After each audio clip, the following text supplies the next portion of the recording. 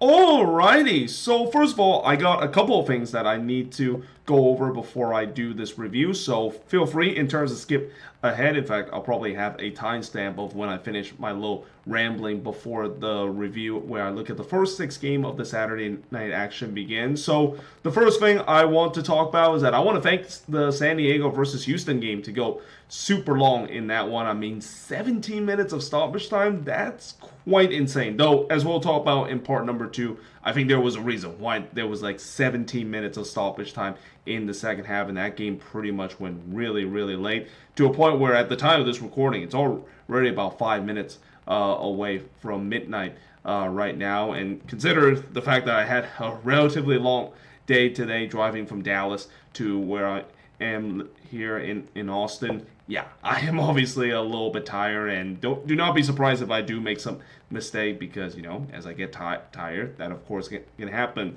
Now, the second thing I also want to talk about is the fact that, yeah, I want to send my condolences and certainly send my thoughts and prayer to the people around the Austin area and certainly in Central Texas as well because, coming in to Austin today and driving from Dallas to Austin through I-35, I gotta say that was a brutal drive going down there. Not just because of the fact that it's not really a long drive as a person that grew up in California. I've done crazy drive before, but what was kind of brutal is the weather was just absolutely horrendous on I-35. I mean, it was pouring down rains through I-35 to a point where I kind of had a feeling that, yeah, with the way that the weather have just been so bad in Central Texas as well, I just had a feeling that this game was probably going to be postponed because of the way that, the surrounding areas is just having a lot of problems whatsoever. And at around 4 o'clock, I got the news that the game, of course, was postponed. And even though I am a little bit sad the fact that I won't be able to check off Q2 Stadium as my latest list of MLS stadium that I visited and experience a very good atmosphere that Q2 Stadium and certainly the fan experience at all Austin FC fans deliver is considered to be one of the best in the league. And even though I am a little disappointed that I won't experience that, it is understandable why they decided to postpone this game. And I might even do a giveaway in terms of just giving away my tickets away because most likely when they do reschedule this game, which I know it's not going to be tomorrow, there's no chance that I'm going to be attending this game on a rescheduled day. So maybe I'll do a giveaway or maybe just somehow sell the tickets if it is able to do. But again, it is understandable because right now the flooding in this area, it's no joke. The good news is I'm in a pretty good area where I'm living in the North Austin area where it really isn't that effective in terms of flooding. It's kind of like if you're living near the river and also the creek area, that's where it's been mostly effective. And then of course when I was checking into the hotel, the person at the front desk basically said that the most effective area actually is not around the Austin area. It's more kind of a little bit south of the Austin area. That is very, very affected by this historic kind of rainfall that Central Texas is getting. And again, I definitely send my thoughts and prayers and certainly condolences of what is going on. And it's also kind of sad to see that the death toll is definitely rising because of this situation that is going on. And it's also kind of crazy the fact that I decided to do this and that. I cannot believe I decided to kind of almost go through the eye of the storm as a result of it. But like I said, I am okay. And the good news, of course, with all the with the game that I was supposed to attend that was postponed is the fact that at least I get to watch some MLS action and that I don't have to basically spend times in terms of looking back at the highlights because these are the game that I was able to watch live. Which, with that being said, let me just quickly make sure that I write the timestamps here.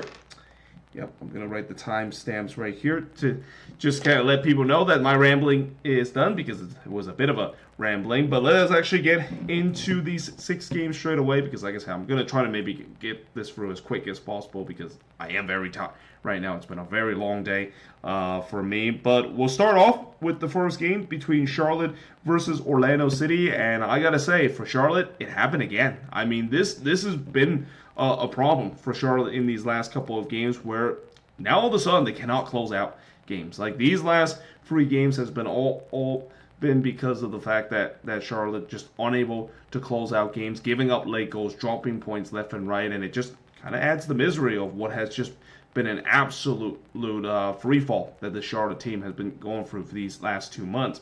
Now, in the first half, Otuesa with the game's first shot, but he hits it right to Kalina. By the way, I actually watched this on the TV here because, there was other games that was going on. I was only able to watch like 3 games at once because I only had the computer and also my iPhone. I can watch the 2 games at once on my laptop. I can watch it on my phone as well, but there was no way I could watch 4 games in a row unless, of course, it was on the TV, and thankfully this game was on FS1, and I basically just watched it on the TV itself. I think this is the first time I actually watched an MLS game on FS1. I always just watch it on Apple TV because that's literally why I purchased the subscription in the first place.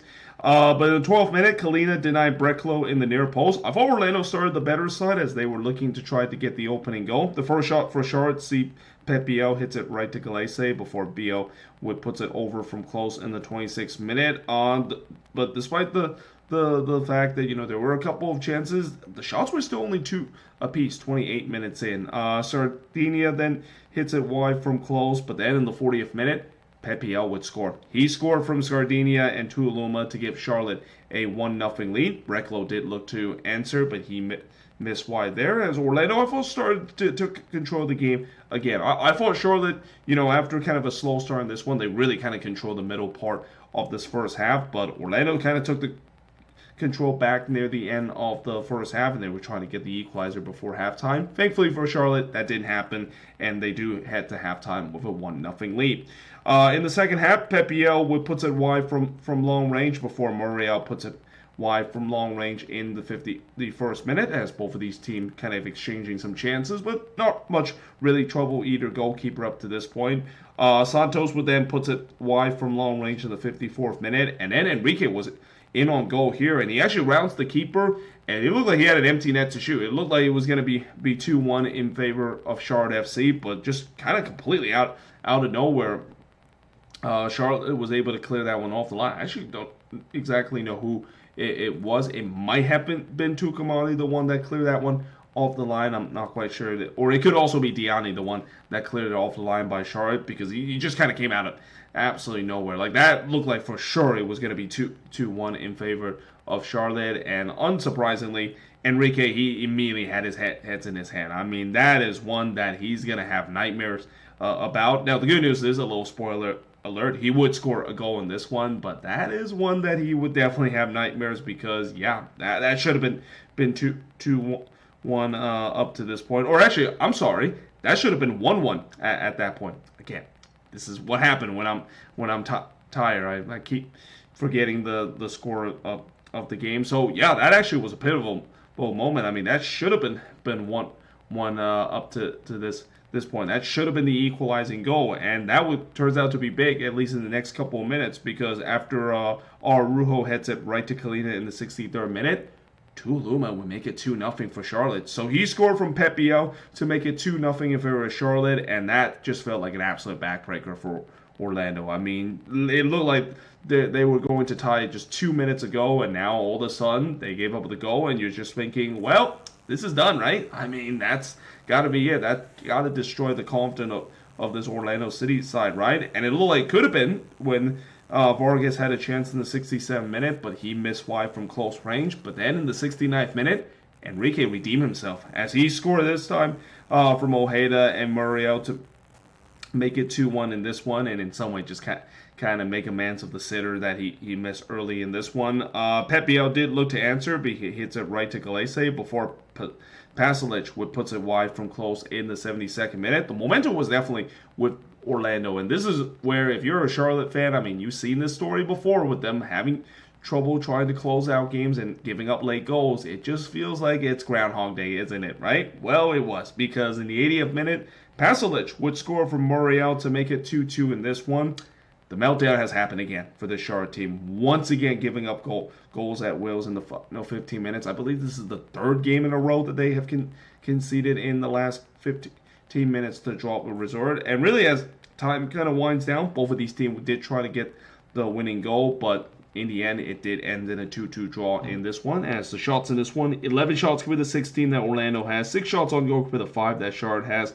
Both teams had 5 shots off target, 5 shots that was blocked for the 1 that Charlotte has, and possession-wise, 62% possession compared to 38% possession that Charlotte has in this one. By the way, I do apologize if you can't really read it very well, because my pen was actually running out of ink when I write this. It's kind of the reason why for the rest of the board I wrote in blue markers. But yeah, like I said, another game where Charlotte could have had a chance to get a result, and in this game could have had a chance to finally get a win. I mean, this is the first time they're back home in quite some while, and it looked like things were going well for them in this one, and then those 2 goals that they give up late. Like that has got to be an absolute confident killer. And again, it needs to be studied in terms of this free fall that this Charlotte team has had. How in the world did this team win from a team that is at first place in the Eastern Conference back in May to a point where they're just completely falling off the cliff? And a part of that, again, is due to the fact that the defense of this team. I mean, to say that this defense has regressed to the mean, it's an understatement. I mean, this defense,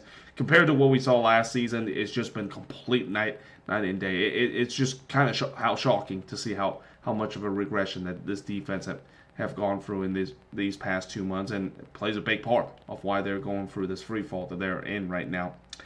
Now, moving on, in terms of the next game, is Montreal and Inter Miami. So, for Montreal, they definitely had fun in this game, at least for the first 20 minutes or so. It looked like they were going to pull off the upset, and then Inter Miami kind of reminds everybody why they are the defending Sapporo Shield champion, and remind everybody that, yeah, just because we got absolutely thrashed by the European champion doesn't mean the fact that we can not do the same thing 1 week back into league play, and we're basically going to return the favorites and play in a very angry kind of way against our opposition. But like I said, Montreal fans definitely enjoyed this game if the game ended in the 25th minute, because just 2 minutes in this game, Prince Owusu would score to give Montreal a 1-0 lead. And of all players that you would think that would commit a WTF turnover, it's Lionel Messi. I mean, this was a bizarre moment too. I mean, I don't know if Messi realized that Owusu doesn't play for Inter Miami, because this was kind of like him just feeding the ball to his teammate there, and just,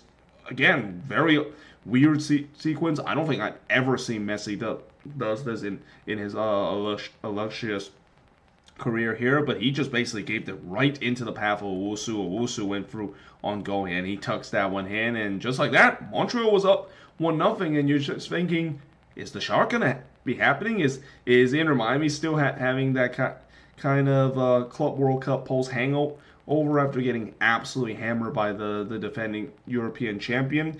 Well, in the 15th minute, Alba did look to answer, but he was denied by the post. And then on the second phase of play, Messi had a shot that was deflected right to Siwas. But I thought warning signs were starting to show for Montreal, because it was just way too easy for Miami to cut them open. And spoiler alert, yeah, they didn't listen to those warning shot. I mean, there's a reason why Montreal is not very good this season. It's not just because of the attack. Their defense, for the most part, has also been poor. Pierce would then hits it right to Ustari before Sealy had a shot that was deflected and goes right to Ustari. And again, Montreal, they definitely had some good attacking moments, but again, if they want to pull off this massive upset, they need to finish these chances, because how many times we said, if you don't take your chances against Miami, you're going to get punished.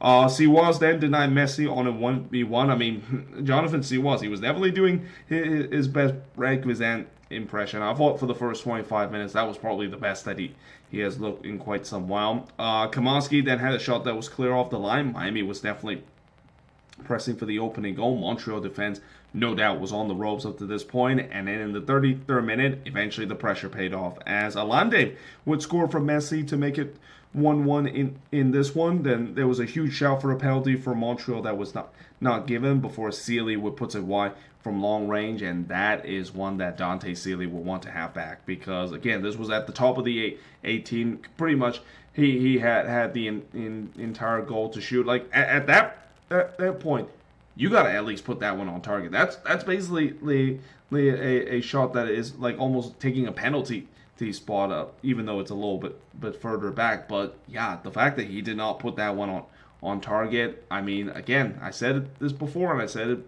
this again. If you don't take your chances against Miami, yeah, you're probably gonna lose this game. Messi would then puts it high from the free kick in the 39th minute, but then in the 41st minute, he would not miss this one. And it's safe to say that Messi kind of went vintage Messi in this one and kind of turned back the clock. Because one thing we know about the GOAT himself, he can do this kind of thing where he can dribble around a couple of defenders, make them look absolutely silly, and just kind of went beast mode. And then eventually score. And guess what? He did exactly that here. As he scored from Suarez and Alvarez to make it get 2-1 in favor of Miami. Just zero defending whatsoever from this Montreal team. I mean, he was treating these Montreal defenders like traffic cones in this one. But we do head to halftime with Miami leading 2-1. In the second half, Owusu had a shot that was tipped over by Ustari before Sealy would head it right to Ustari as Montreal once again started well, as they were looking to try to get the equalizer. But the question is, can they do so? Because, yeah, when you don't do it, Miami is going to punish you. Suarez would then hits the side netting from close before Sealy would curse it wide from close range. But then Miami go immediately on the other end on the attack, and on that sequence, they score and make it 3-1 as Segovia would score from Alande, and it was an absolute banger from Telasco Segovia. Definitely a contention for a goal of the week this week. And then just 2 minutes later, it would be 4-1 in favor of Inter Miami as Messi went vintage Messi again, just going beast mode, cutting that terrible Montreal defense apart as he scored here from Suarez to make it 4-1 in this point. And this is when I kind of stopped really watching this game too much because I knew this game was pretty much a blowout. This is when I focus on the other games as well, as you usually see the case when I try to keep track of 4 games at once, including the one on the TV. Alande was in on goal there, but Siwas denied that one onto the post. That Montreal defense just completely checked out. Like it's got to a point where I thought this could have been even a more uglier scoreline. Siwas then denied Suarez from close before Sunchik would puts it over from long range in the 88th minute. And yeah, in the end, Miami, they definitely got off to a bit of a slow start. And again, maybe that is due to the fact that they're trying to shake off that low post FIFA Club World Cup hangover in them. But once they got going, yeah, this is looking like the Miami that we all know of. The shots in this one, 13 shots compared to 15 that Miami has, so it was actually pretty even for the most part. 8 shots on goal compared to 9 that Miami has, 3 shots off target compared to 2 that Miami has, 1 shot that was blocked compared to 3 that Miami has. And possession-wise, 43% possession compared to 57% possession that Miami has in this game. And I know I'm once again going to beat the dead horse, but again, the stats and this game's kind of proven once again that Montreal falls in that classic sick problem when you face against Inter Miami, where if you don't take advantage of your chances, yeah, you're going to most likely lose the game because Miami is very clinical, and they were definitely clinical throughout this game. Now, moving on in the next match is DC and Atlanta. So this is not a big surprise. I mean, in a game where I mentioned this is kind of the battle of the mid and the battle of the disappointing team, that it's no surprise that this would be the only game that ended in a 0-0 draw, and this would be a game that I'm pretty sure will be forgotten for a relatively quick stretch, especially from both fan base. But in the first half, 2 minutes in, Stroud would miss wide from close before the post denied Antley from long range. I thought DC actually started the better side as they were pushing to try to get the opening goal, though the first shot of the game for Atlanta did see Marunchuk put it way wide from long range. And when I mean he put that one way wide, that was missing the target for about like 15 or 20 yards out. That shot just kind of sums up the season and just kind of sums up Atlanta this season in terms of the disappointment that they have on the attack. Benteke would then hit it wide from close. The shots were 3-1 for DC as they continue to press for the opener. Benteke would then puts it high from close. But we do head to halftime unsurprisingly scoreless despite the fact that DC had some chances. I mean, to be fair, for the most part, DC actually were the well, I don't want to say clinical, but I would say they're definitely the one that created more of the chances in this one. But yeah, they were anything but clinical throughout this one. But as we head into the second half, with this game being scoreless in the 51st minute, Latte Laugh would miss wide from close before Stroud would puts it right to Guzan. Peglo then had a shot that deflected and goes wide as DC continued to create some chances. But the question is, can they find that finishing, which, like many times this season, was nowhere to be found up to this game. Benteke would then hits it wide from close before Peglo would hits it right to Guzan in the 70th minute. Then he hits it high from long range in the 72nd minute before Lobjanidze would hit it right to Barraza. So again, DC are trying to get some chances. Atlanta barely did anything. So you're thinking, as the time winds down, would DC continue to push to try to get themselves the opening goal? Not really. I mean, as the time winds down, it just feels like this game was destined for 0-0, where neither of these teams really kind of wants this one. Though I say that, but in the second minute of stoppage time, Jackson Hopkins had a big opportunity here to give DC the winner late, but he puts that one wide from long range. And yeah, in the end, it ends in a forgettable 0-0 draw on this one, and the stats kind of shows you that. 8 shots compared to the 7 that Atlanta has in this game, but both of these teams only had 1 shot on goal in this one. 6 shots off target for the 3 that Atlanta has. 1 shot was blocked for the 3 that Atlanta has, and possession-wise, 42% possession compared to 58% possession that Atlanta has in this game. And remember how I said that this was a game where it might be a desperation derby for both of these head coaches, because if the head coach that lose this game, most likely they're going to get fired after this game. Is it safe to say that maybe both head coaches deserve to be fired after this one? Because, yeah, like I said, if you actually watch this game and you're just a neutral watching this one, I definitely send my condolences, and especially after some of the crazy games that we've seen this match week. Yeah, the less said about this game, the better going forward in terms of talk about some of the exciting action that we saw from this match week.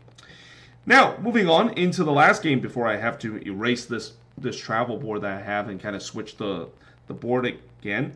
We're going to talk about Cincinnati and the Chicago Fire. So, yeah, this was a matchup that, I thought for this matchup, Chicago might actually have a decent chance because, this season they've been very good on the road. They're facing against a Cincy team that hasn't been very good this season at home. But keep in mind, Cincy seems like they have really started to found their form. And I think after this game, it's kind of showed that, yeah, this Cincinnati team is back being at their best, and especially they're kind of back doing what a lot of Cincinnati fans are probably kind of pulling their hair out, similar to what I said about me with Minnesota, where they just doesn't make it easy on themselves. They have to win a game by 1 goal. Like that's almost like a golden rule with FC Cincinnati game this season. Every single game that they do win and get all 3 points, it has to be by 1 goal. If it's not by 1 goal, then it's not an FC Cincinnati game. Now, in the first half, 9 minutes in, the first shot of the game, C. Evander puts it over from long range before Denke thought that he got the opener for FC Cincinnati. However, the flag did not agree with him, so the goal was disallowed for offside. There was no doubt that I thought Cincinnati started the better side as they were pushing for the opening goal, and they do exactly that in the 19th minute as Evander would score here to make it 1-0 in favor of Cincinnati. It was a great goal here, but where in the world was the closing down from the Chicago Fire? Like, you cannot leave Evander with that much space near the top of the 18-yard box and expect him to not bury it. He is one of the best long-range goal scorers in this league. I mean, have you seen the free kicks that he's been taking? I mean, that is just prime real estate for Evander to strike it and score, and unsurprisingly, he took that chance with a plum there, and just like that, Cincinnati takes a 1-0 lead. Kuipers did look to respond, and he actually round Celentano here, but you got to give credit to Celentano. He did a good job in terms of standing on his ground, even as he was trying to kind of get the ball as he's tumbling down, and just kind of did enough in terms of preventing him to go into the empty net and hits it into the empty net there. But in the 35th minute, Zinchenko puts it over from the free kick. I thought it was a good response from the Fire as they were now looking to try to get one back. Buka puts it just wide from long range, but we do head to halftime with the score 1-0 in favor of Cincinnati. They didn't waste no time to make it 2-0 as in the 50th minute, Denke would score from Evander to make it 2-0 in favor for Cincinnati, and that's a very, very Cincinnati kind of goal. I mean, the connection between Evander and Denke, I'm kind of surprised I haven't seen that connection as much as I feel like they should be, but this was just beautiful work there from Cincinnati perspective. Evander pretty much put it on a play to Kevin Denke, and you know with how good Denke has been this season, he's not going to miss that chances. So that made it 2-0 in favor of the host, but that 2-goal lead quickly evaporated because in the 55th minute, just 5 minutes after Cincy made it 2-0, it's back to a 1-goal game as Ikenago would score from Gutman and Bamba to make it 2-1 in favor of Chicago. Pineda would then try to tie it, but he puts one right to Saotano, and then Kai Kamara actually struck the post as the flag went up, and they actually show on the replay of that, and that was actually not offside. Like, if Kamara would have scored this one and didn't hit the post, that one was going to get overturned because it looks like it was Gutman, the one that played Kamara in an onside position there, but nevertheless, they never really look at it because the goal, there was no goal in this one. Kamara didn't put that one on target, but there was no doubt that Cincinnati was gaining steam again. They were looking to try to get that 2-goal lead again. Denke would then blast one halfway up the Bailey before Pineda would head it over from close. Denke then puts it wide from long range in the 80th minute as Cincinnati was trying to kill this game off, or the fact that they're just doing what they usually do, which is, yeah, they're going to have to win by 1 goal. It's not a Cincinnati win if it's not by 1 goal, and it feels like at this point I'm just thinking, are they doing this on purpose so they can continue the narrative? Engel would then puts it wide from close in the 85th minute. We then had some small coming together in the 6-minute stoppage time as Miazga and Elliott kind of had some choice words with each other. Elliott actually caught Celentano as he was attempting to catch the ball. Now, obviously, I can understand why when you're a player that clashes the goalkeeper, you are definitely going to draw a crowd from the opposition. And especially, you're definitely going to get the reaction from Miazga because he is considered one of the villain in MLS, and he is a guy that tends to not only be a little bit of a hothead, but is a guy that can easily bait into discussion. So this is no surprise that he immediately get into the face of Jack Elliott. And mind you, Jack Elliott is a very tall player. Like, he is a very, he's like an absolute giant. So to consider the fact that Miazga able to stem up to him, that's kind of a little brave in Miazga's case to stand right in front of another defender here. But like I said, that's kind of the nature that Matt Miazga likes to play. And again, anytime when there's something that he doesn't like, and especially in this case where I think everybody kind of saw this one coming as soon as Elliott kind of clashed into Celentano, not really maliciously, but enough where, yeah, you know Miazga is going to respond, and he's not going to be happy that his own goalkeeper kind of got tangled onto the ground by Elliott when Elliott was also trying to get to the ball first, only for Celentano to be able to get there first as well. But either way, in the end, Cincinnati does hold on because that's what they do. They always win by one goal. The shots in this one, 17 shots compared to 14 that Chicago has. 4 shots on goal compared to 5 that the Fire had. 6 shots off target compared to 3 that the Fire has. 6 shots off block compared to 3 that Cincinnati has.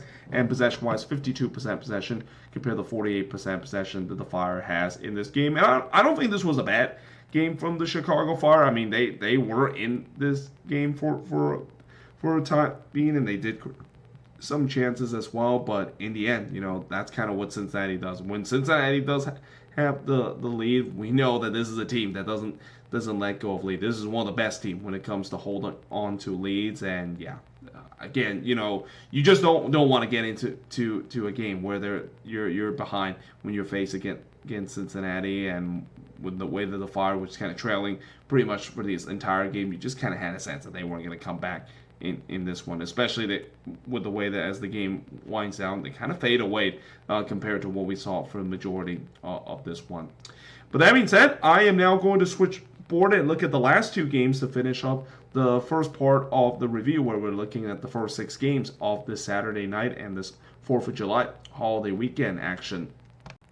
Alright, so moving on, we got Nashville versus the Philadelphia Union, and I think it's safe to say that we maybe need to put a fraud alert on the Philadelphia Union because, yeah, things are definitely not going great for the Union when it comes to facing against top tier opponent, and that in these last two games there was a chance where they can definitely send a message to the rest of the Eastern Conference that yeah, we are definitely for real, in this incredible run so far that we have, in a very unexpected incredible run that we have in this season, is not a fluke, and that we can definitely go at some of the big boys in the Eastern Conference. Well, it hasn't really kind of gone so well for them. And what's even more frustrating about this game, if you're a Union fan, is that they had a man up in this one. Like, they should have at least got something out of this one. At the very bare minimum, you should at least get a point in this one when you have a man up for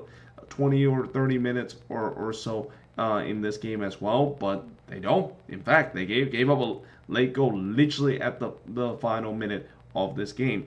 Now, in the first half, in the second minute, Mule puts it high from long range, as Nashville was definitely on the front foot. And just like last week, the Union, they kind of decided to sit back a little bit and try to counter and kind of maybe hope that it's going to be another cagey kind of affair, just like what we saw in the game against Columbus. That was not the case in this one. Nashville, they were definitely having a lot of confidence coming into this game. Did I mention the fact that they are unbeaten in the last 13 games coming into this game?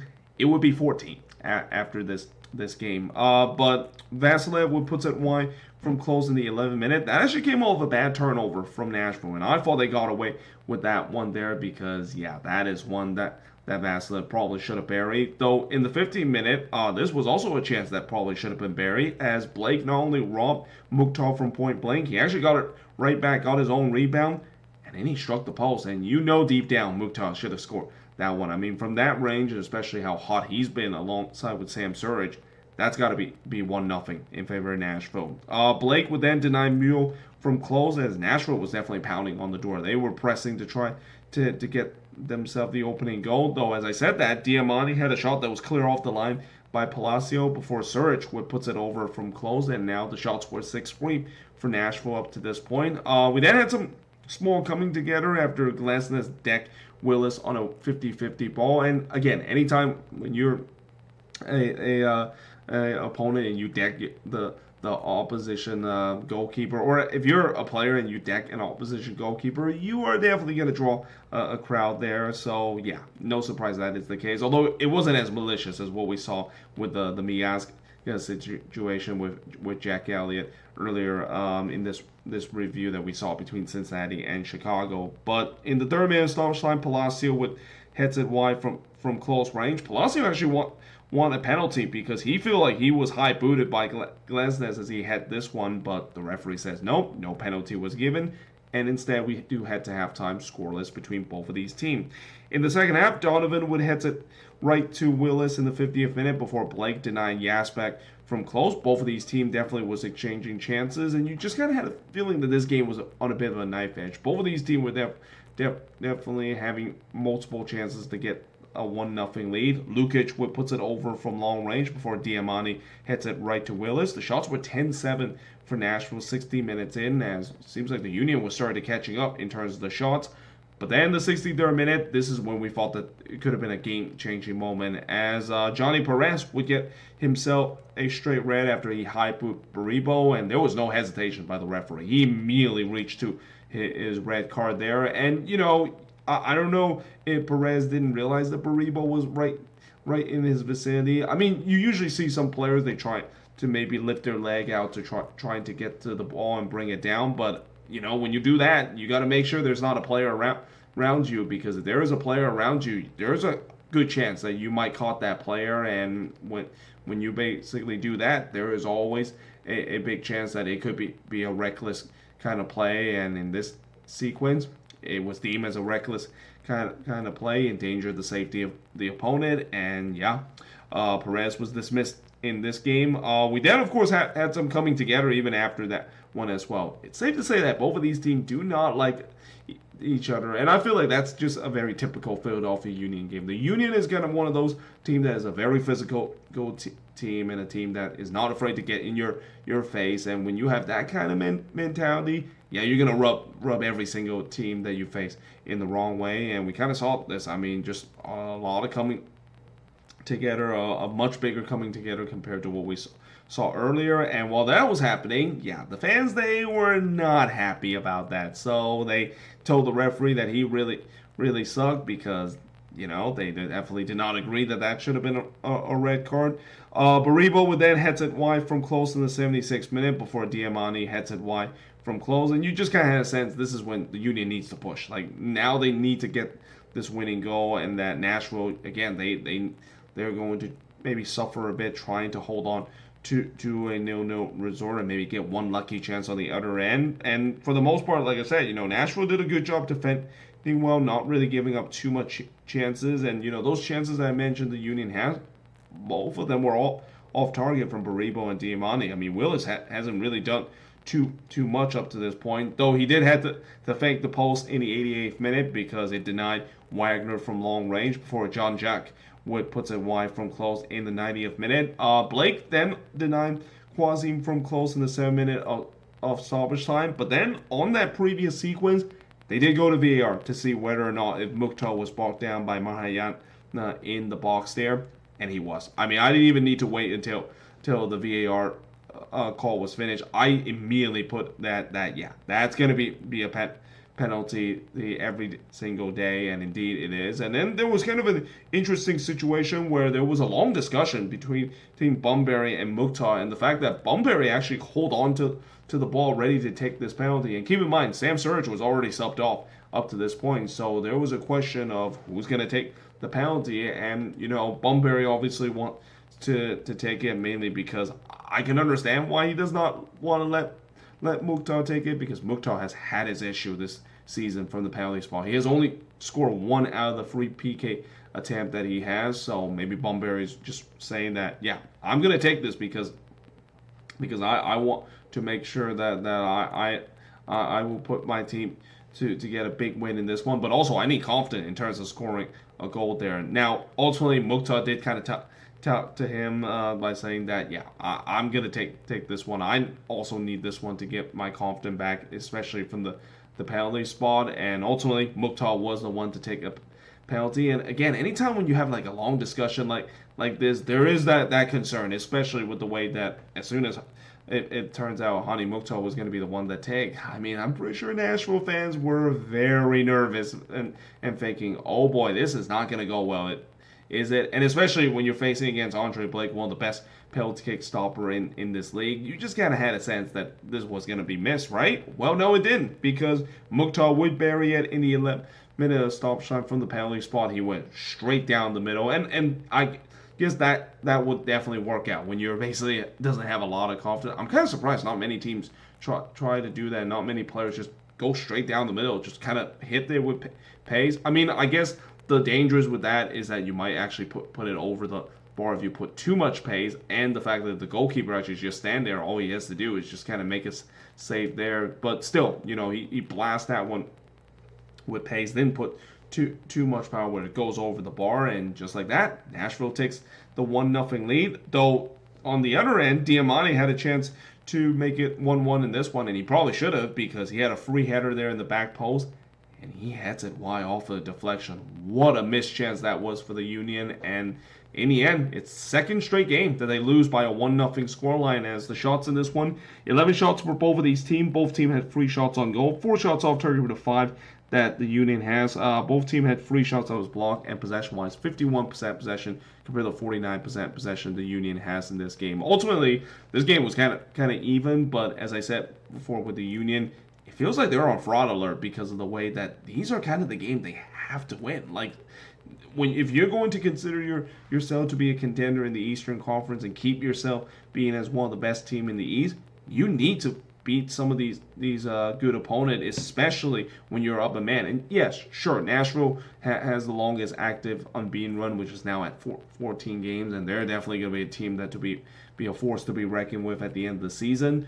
But you had a man up in this game. You have to at the bare minimum get a point out of this game, and especially with them kind of locking down Nashville after being a man up.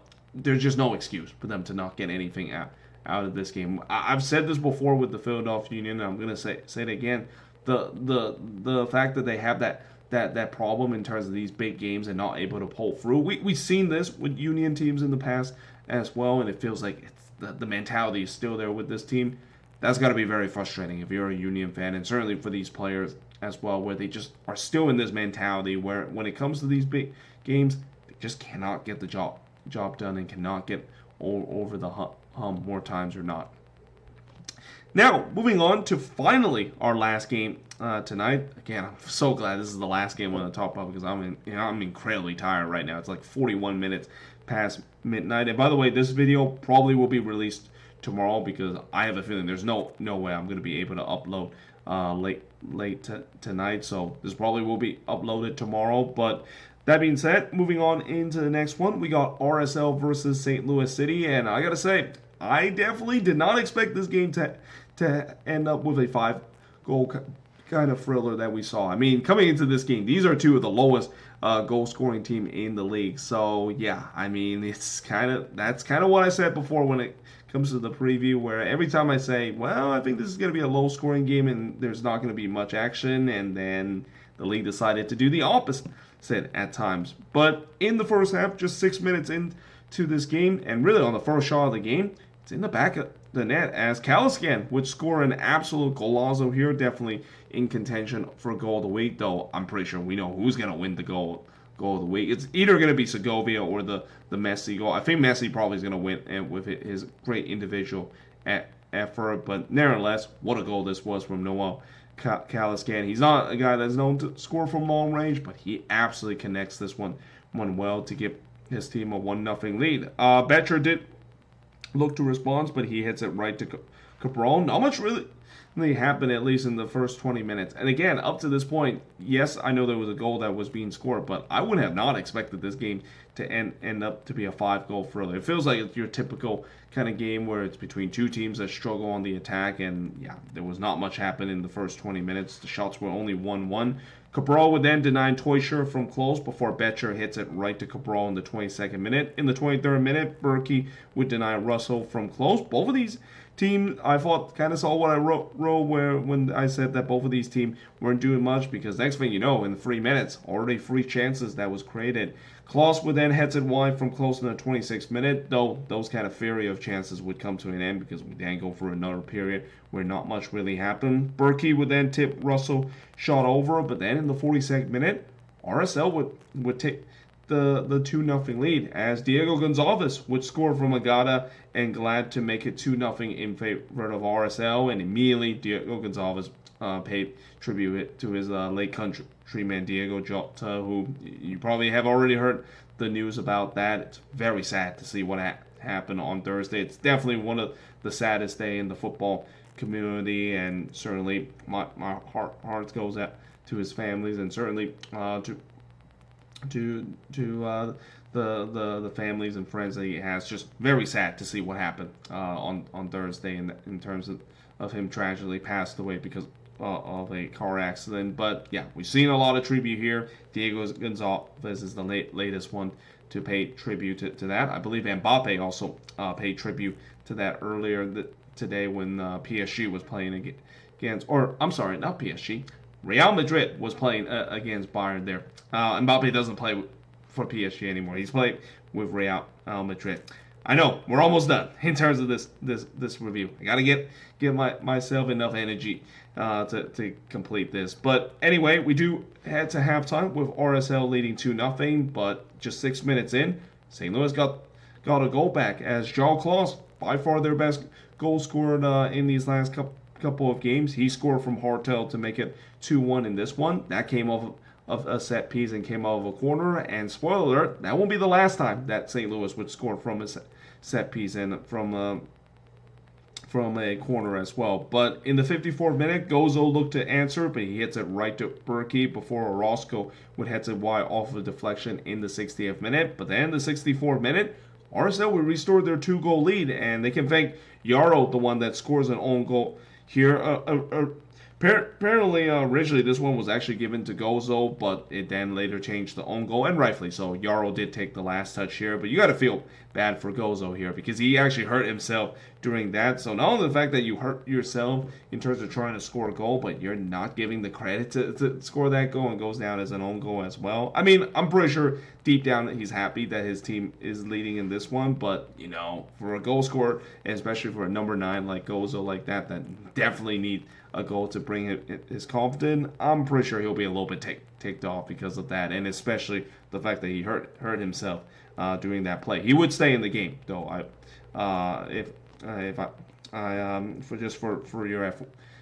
For your information, this one. But in the 75th minute, Klaus would look to respond, but he hits it right to Cabral before he puts it wide from close in the 79th minute. St. Louis was definitely pressing to try to get one back. St. Louis, or not St. Louis, RSL was definitely start to sit a little bit too deep for my liking. And again, you know, even with the 2-goal lead, you just kind of had a sense when teams decided to go with this kind of prevent defense, or as I call it, Rohi mode that is, it doesn't usually go well because in the 81st minute, St. Louis would make it even more interesting as Yarrow, who of course scored the own goal earlier, he would score on his end from Harto to make it 3-2 in this one. Isn't me, but it feels like this year we have seen a lot of moments where we see a guy that scored an own goal in a game, and in the same game he would score a goal for his team as well. I feel like it's been happening more often than I have seen in recent years. But yeah, that also is coming off a corner. RSL just had no answer in terms of defending set pieces. They were very poor throughout this game defending set pieces. Agata would then puts it over from close before Orozco would puts it wide from long range. It was really all hands on deck for St. Louis, or for RSL up to this point. St. Louis definitely were putting the kitchen sink and trying to press for the equalizer, and they probably should have got it here in the 8th minute of stoppage time. John Klaus had a free header here. That was probably the guy you want to basically have a chance to score, especially the form that he's been in. He puts that one wide. So yeah, in the end, RSL, they barely hang on to this one. They win 3-2 in this game. And by the way, if you can tell that I'm already tired, or you can probably know the fact that I was so tired that I didn't even put up the stats for this game. So I'll bring it up right now on my phone. So the stats of this one, if it can load here. RSL had 15 shots with the 17 that St. Louis has. 6 shots on goal for both of these teams. 3 shots off target for the 6 that St. Louis had. 6 shots on the block for the 5 that St. Louis had.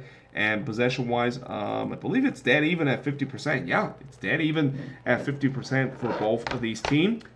And we're done in terms of this review. That's all I'll say. Well, another thing I will quickly say is the fact that, you know, I am going to be going to the Gold Cup final.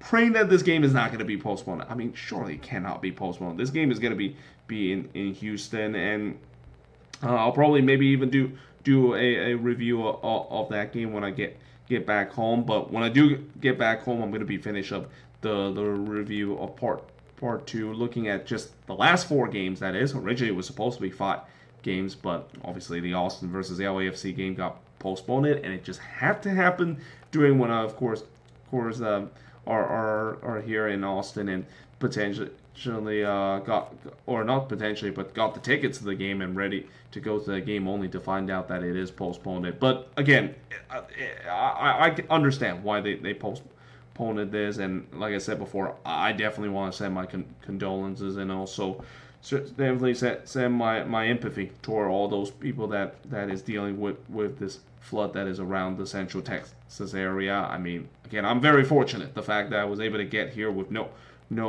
accident whatsoever. I mean, I definitely saw a couple of accidents as I was driving down I-35, and yeah, I took every precaution just to make sure I get here safe, and that hopefully tomorrow the weather is going to improve. I heard the weather is going to be improved, so my drive to Houston tomorrow probably wouldn't be as bad as what I had to deal with today when I have to drive from Dallas to Austin in pretty much almost a monsoon weather as I was driving down I-35. But either way, hope you guys enjoyed this video. If you do, make sure you like, smash the subscribe button. As always, let me know in the comments below what do you think of this video. And yeah, I hope you guys enjoyed this video, and I will see you guys next time.